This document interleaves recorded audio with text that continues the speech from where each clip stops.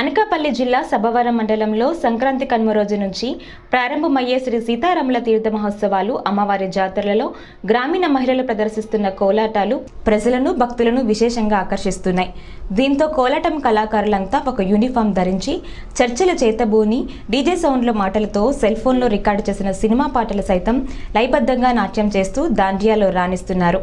మండలంలోని రాయపురం అగ్రహారం గ్రామంలో నిర్వహించిన అమ్మవారి జాతరలో ఆ గ్రామానికి చెందిన రైతు మహిళలు కోలాటంలో శిక్షణ పొంది ఎంతో లైవ్ బద్దంగా పాఠకులకు అభినయం చేయడం పలువురిని ఆకర్షించింది. అంతేకాకుండా ఆ గ్రామ దేవత శ్రీ పరదేశమాంబ అమ్మవారి జాతర మహోత్సవం సందర్భంగా కోలాట బృందం కళాకారులు పూర్ణకుంభాలు ధరించి అమ్మవారికి హారతి ఘట్టాలతో కోలాటం వేయటం భక్తులకు విశేషంగా ఆకర్షించింది. ఈ కళాకారులను ఆ గ్రామ సర్పంచ్ పిల్లల అప్పలనాయుడు ప్రత్యేకంగా సత్కరించారు. తమ స్వగ్రామంలో జానపద కళలకు ప్రాణం పోస్తూ అంతరించిపోతున్న జానపద గీతాలు ఈ తరానికి గుర్తు చేస్తున్నందుకు ఆయన వారిని ప్రశంసించారు.